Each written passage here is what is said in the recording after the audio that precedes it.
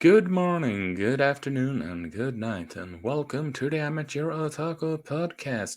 I'm one of your I'm your host today, Isak, and joining me today is a good friend of mine, uh, Anime Gaming Lift, and to talk about sort of like a special occasion type of show, and it's the Rise of the Shield Hero, which is a show that I wanted to cover for a while, but it's now due to a certain event, I feel that I can use this as talking about. Well, we take it when he gets in. How's it going, bud? Hello, hello. Thanks for having me again.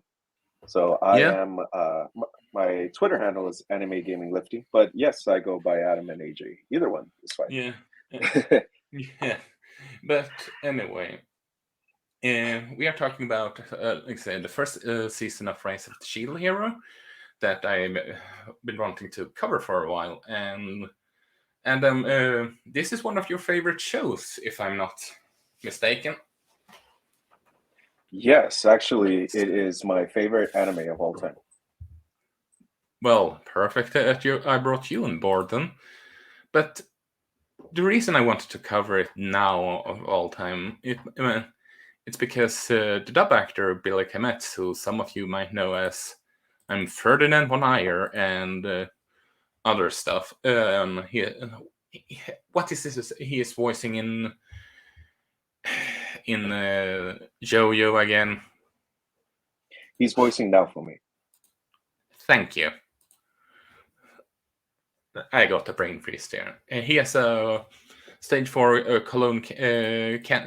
stage 4 cancer, and we felt that we wanted to bring that so people know that we could support him because he's a well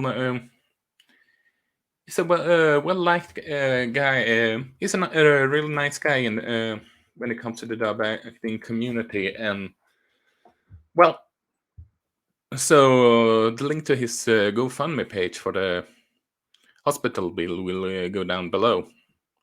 But anyway, with that said, let's go down to business. And Rise of the Shield Hero is an anime series produced by Kinema Citrus and is based by a night novel written by Aneko Yusagi. Is that how you pronounce it? I believe it's pronounced Yusaki. Yusaki, thank you. And the Shield Hero is about a young guy that. No, I now have brain of Naofumi Ibatani. I am so bad at name. That comes to a mystical realm and that ask him for help of defeating monsters and protecting the realms. And but he has a problematic place in this world because he gets the unfortunate role of becoming the shield hero, which is seen as the weaker one. And when he gets falsely accused for raping his supposed party member, he gets semi-exile, hated by everyone, and needs to sort of like prove himself while everyone not while everyone don't believe in him, and he has a problem of leveling up because he is, well, a defensive hero. And then and this is a journey about him trying to leveling up and in this or should I say train in order to protect himself, save this world, and all that jazz. Yeah. Could you explain it like that? But anyway, but when did you see Shield Hero for the first time? I saw Shield Hero when it first started airing, actually. So yeah, Shield Hero is the reason it's one of my favorites is because it's not your typical isekai. It has a lot of different things going for it. Like you mentioned, Naofumi is in a role where he's mostly a defensive person. He's supposed to be a supporting hero, but ends up being ostracized from the rest of the group due to the antics of Malty, who pretended to be his friend, then falsely accused him. And what made it worse is that she is the princess of the kingdom. And so that made it more her word versus his, and he got ostracized, ended up becoming very callous. The thing that I like a lot about Naofumi is he's very realistic. Compared to a lot of other animes, the hero is very overpowered. They might not seem, especially when it comes to isekais, they might not seem very realistic. Versus Naofumi is put in a position where he struggles like during the majority of the season. And yeah, that's what immediately got me hooked. As soon as I saw it on that first episode, I was like, wow, this is a lot darker than your other isekais and your even other animes. This is a more serious tone that they're not afraid to touch on darker subjects, darker personalities. Yeah, it's a awesome series for anyone who hasn't watched it. Definitely recommend it. I think you've hit right on the nail on the head, because isekai is a series that can easily be. You can easily mishandling it, and it ends up in wearing a lot of tropes. I know that you like it, but see Sword Art Online as a prime example. It's a guy being gets into another world, being the best at what it can be. Everyone is fixating at him in a positive matter, sort of like that. This, Yeah, however, is more of a he is not overpowered. He has to survive. He needs to work out to survive. He has uh, pretty much everything against him except for a few. At the beginning, blacksmith who believes in him, when everyone else really doesn't, which is a blessing in disguise, so to speak. And right. but then we have the option of his slave that he buys later on, uh, which is Repthalia, or is that how you pronounce her name? Right. Yes. So And Raftalia. Right. Repthalia, thank you. And she is a fox girl demi-human that is sick, and they don't come off in a good start, um, so to speak. But overall, it's they getting they getting closer and closer. And I do like, however, that even if I can admit that I semi rolled my eyes over her being more interested in him, so to speak, I have to say that even though they also do their demi-humans grow older, he still looks at her as a child, and just look at a child and nothing more than that, and which makes it Mhm. it makes it much more approachable. It becomes a childless crush more than anything else, and that's rather refreshing, if you get my point. Sure. Instead I can see that. instead of the main character uh, getting the how should I put it, automatically gets the hots for her as soon as she becomes quote unquote grown up, if that makes any sense.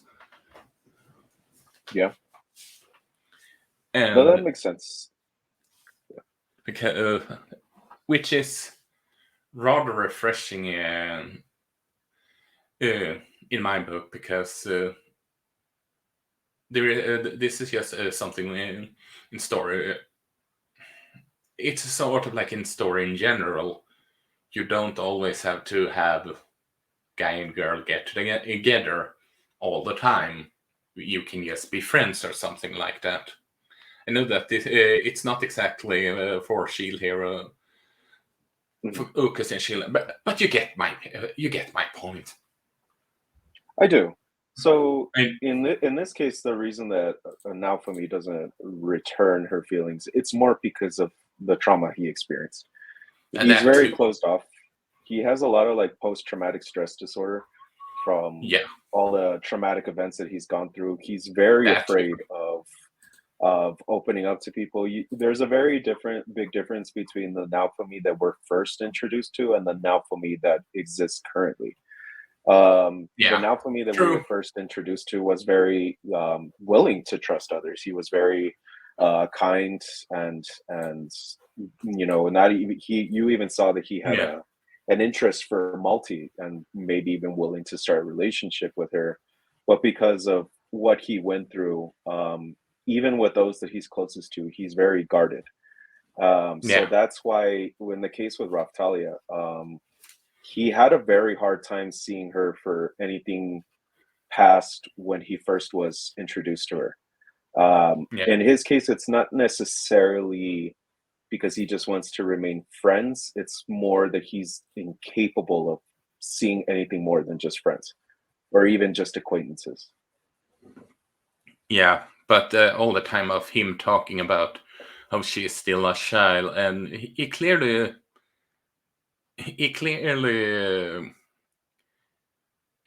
wants to take care of her and likes her company. I just feel that the Definitely. whole talk about her, it comes more as sort of like seeing her as a daughter or him as a little sis, if you get what I mean, more than Yeah, anything definitely. else. Which, mm, and as you said, he is closed off because of what happened to him at the beginning, and rightfully so. Everyone would end up being that in his shoes. I mean, Yeah,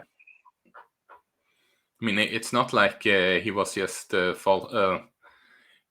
It was a misunderstanding and got fixed at the same time. right. But Well, because in his case, he went through a lot, though. He got betrayed, then he got his name smeared, then he ended up in a kingdom where the shield hero is hated. The king especially despised not just him; he despised the fact that he was the shield hero. And then you had the church itself um, trying to demonize the shield hero when he hadn't done anything. It wasn't necessarily him, it was the role that he was thrust into. And they did mention that in the show that had he been brought to this world through a different kingdom, he would have been loved. But it was a specific country that he was brought into that hated the shield hero. And so all of that trauma that he went through, which I feel like anyone that had been in his shoes, if you were suddenly brought to a different land where you're hated, not necessarily because of anything you've done, but just because of the position you inherited, and then everyone hates you even more because you're falsely accused of raping someone. That's rough, man. I think yeah, that, and then you're left with no money, you're left with you have no way of defending yourself, really, because you're the weapon that you inherited can only be defense. You're supposed to play a supporting role. You're not supposed to be the main attacker. So he's basically left alone with no way of making money. um that's rough. There's a good reason yeah, why now for me is distrustful. yeah. It's in some essence, you can take it. I know that might sound weird to say it, but in some essence, depending on the country, you can almost look at it from real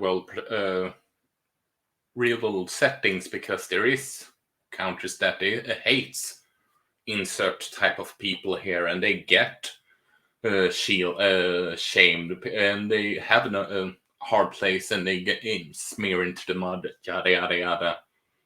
So I say it. While the fantasy elements are not real, the whole idea of a specific person gets hated for insert reason here. It's not that unrealistic, honestly. If you catch my Exactly. drift, Yeah. it's Right. which honestly makes this series actually kind of refreshing. My it's and I have to say, yeah, jokes aside, this is one of the light novels I know about that has some of the more normal names that you don't that isn't a tongue twister, but that's just a side note. Well, it's got some weird names too, like Melty and Yeah, Malty. yeah, and all what's there more? I can't recall everything, but there is some with extreme. But honestly, and I have to say also the reason that this is what's it called that with the water goddess that is a Kai. The water You know, goddess. Aqua, Famata, one of Ah, Famata's yes. most Konosuba. famous, Konosuba.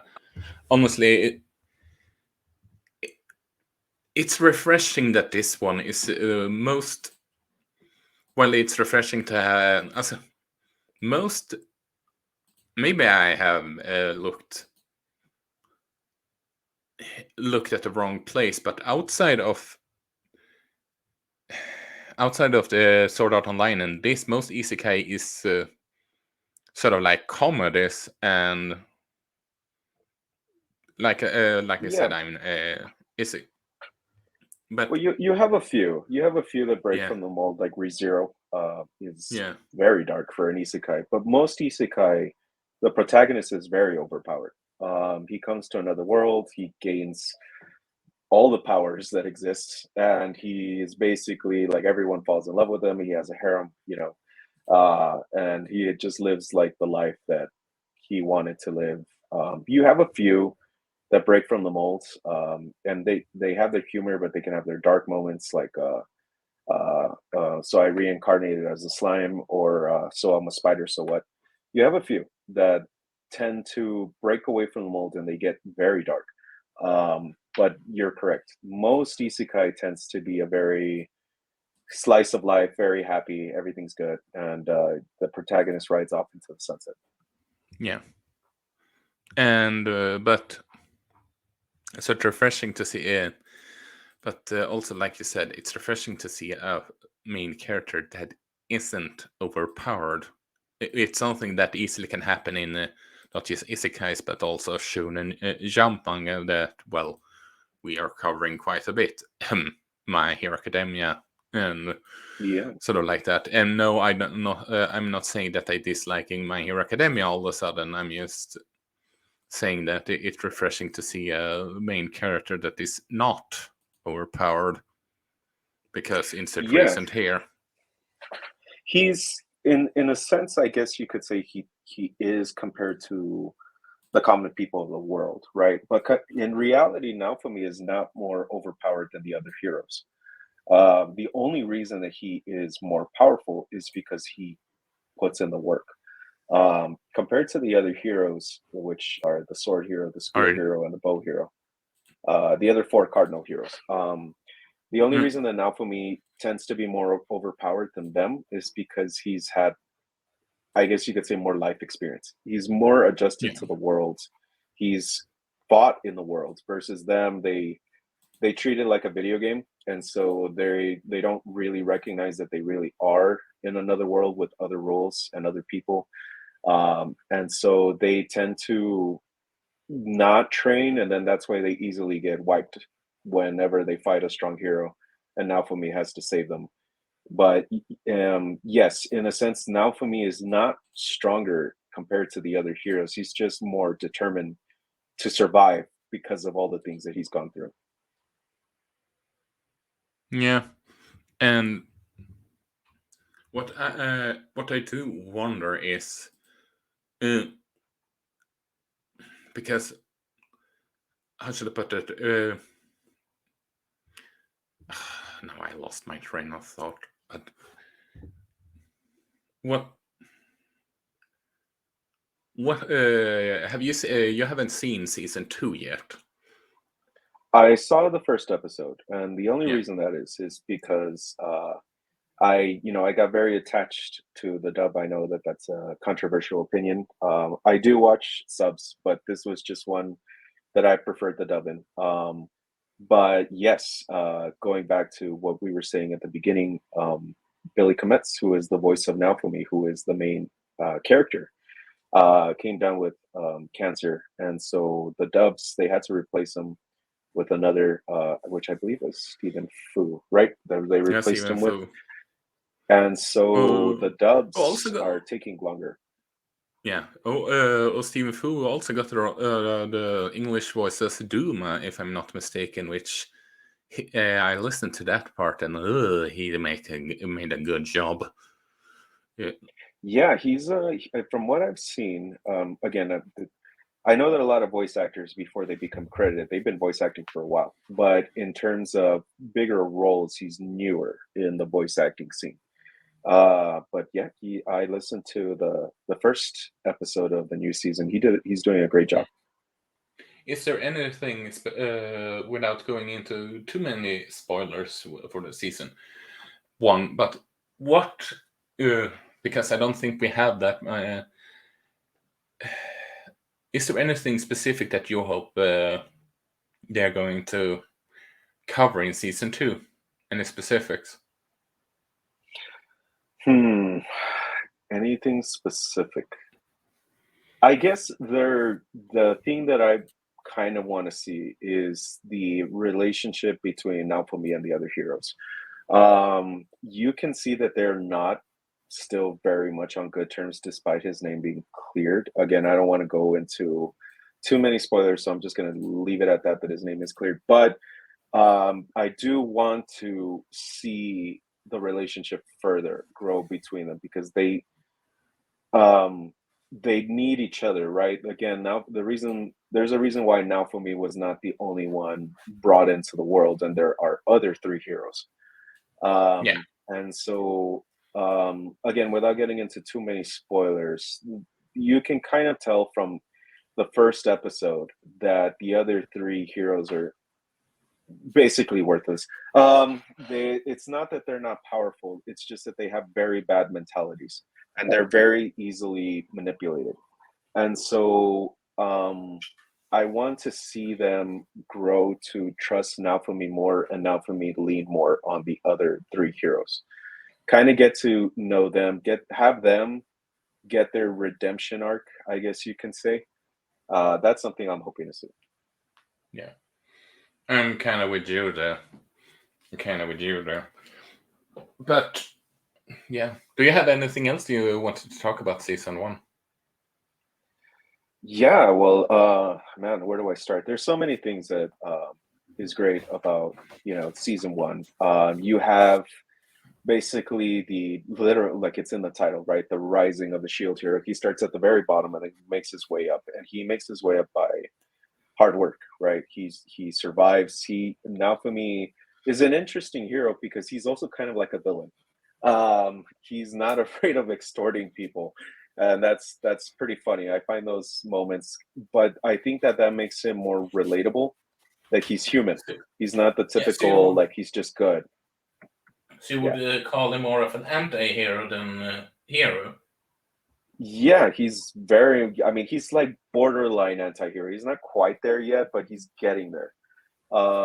And so he also has like a very cynical view of the world, and he Who can't he blame wants him? revenge. You're right. And he wants revenge, which is like, a lot of things that in a lot of animes it's like, no, you can't have revenge. It clouds her way, and here it's like, no, I don't care. I want revenge. And I think that's pretty great. Now, of course, his companions try to talk him out of it, um, but he has a darker personality that's brought out because of his experiences. Fila and Raftalia are awesome. Raftalia tends to keep Naofumi grounded, and Philo is the basically daughter of the two Yeah. of them. That she plays the daughter role. That's where Philo comes in. But yeah, it's awesome to see all the.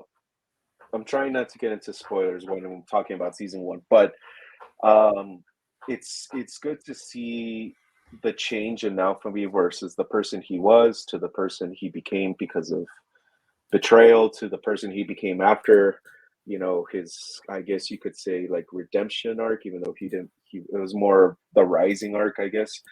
Yeah, um I would call it yeah, more of the rising arc, yeah, because considering. he's not really redeeming himself because he didn't do anything wrong, but yeah, it's an interesting, how it kind of comes full circle, but he doesn't go back to being how he was at the beginning. He kind of like a merge of the two personalities put into one, and so um I feel like, to me, like, I can get like isekai fatigue a lot of times with a lot of isekai that tend to be very the same. And this one, there's a reason why it became my favorite anime, and that's because it's not afraid to go into areas that anime doesn't usually go into. It's not doesn't go into dark, you know, um, parts of life, right? Usually, the reason you go into an isekai is because everything's nice and cheerful and bubbly. But in this anime, especially season one, it's willing to go into dark More dark. territories where, Yeah, yeah, where you're like, you sympathize with Naofumi because you're like, yeah, I probably become like that too. So that's an understatement. yeah, and you're like, maybe I would even become darker, or who knows, it's being given the same type of life circumstances. So it makes you think.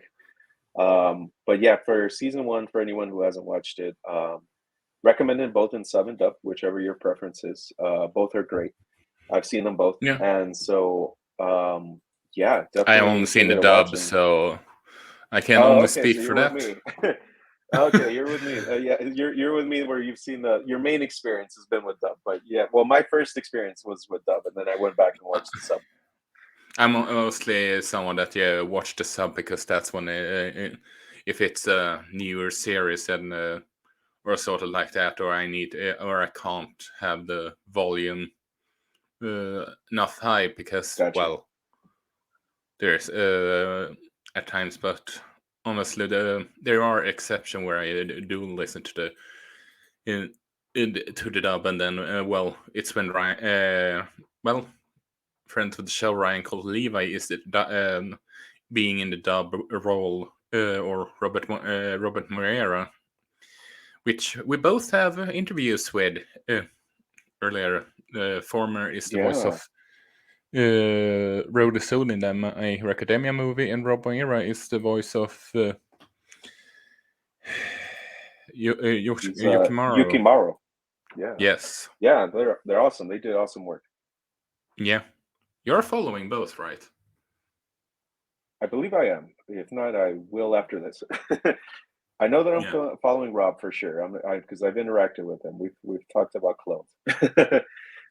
So Yeah. yeah, I mean, he's a fellow connoisseur, so that guy's cool. Yeah. But yeah, and but normally I'm just bad. Fuck it, just take something, and I'm not into the dub sub war. Think it's rather stupid if you ask me, but I digress. It's whatever your preference is. I Yeah. don't believe in limiting someone's preference. I mean, I grew up with both, because I grew up watching. There was no there was no subs on Toonami, right? And but I also grew up with subs because I loved watching martial arts films with Donnie Yen, Jet Li, and a lot of theirs. listening to the dubs on those was rough. You know, because it was the lip flat that wouldn't match. You know, or like watching Godzilla, old school Godzilla films in English could Yeah. also be really rough. And so I grew. You know, I believe they both have their value, but limiting someone's preference on saying like you have to watch one over the other, it's really dumb. They're both great in their own aspects. Yeah. I agree. I agree. But yeah. But well, anything else, No, man. As far as or shall not we going call into, it, Bud? yeah, well, without going into spoilers, because I don't want to spoil the show, but I would just say, please watch the anime Rising of a Shield Hero. It is a really good anime, especially if you like your anime with a little bit of a darker tone. This anime does it justice. If you like having being sympathized, you like sympathizing with characters. I feel like Naofumi is a character that is an easy character to sympathize with because you could see yourself following very much of his same actions if you were in his position. It's great. Definitely recommend watching season one, and yeah, definitely getting into season two. From what I've seen of season two, very excited to keep going forward. And wishing Billy all the best of recovery. Wishing he has a speedy recovery. You wish you have a speedy recovery, Bailey. Not just because you're Ferdinand von Iron, because you're a great person and a great voice actor. So, Definitely, but definitely. well, where can people find you? Oh, Yeah, you can find me at Twitter at Anime Gaming Lift. Fortunately, the lifting didn't fit in there, but you can find me on there. Yeah, Anime Gaming Lift. That's where you can find me on Twitter. and well, you can find me my work over at Movement Entertainment, and you can find me at Emblemaniac on Twitter. Have it awesome, guys. Peace. Bye bye.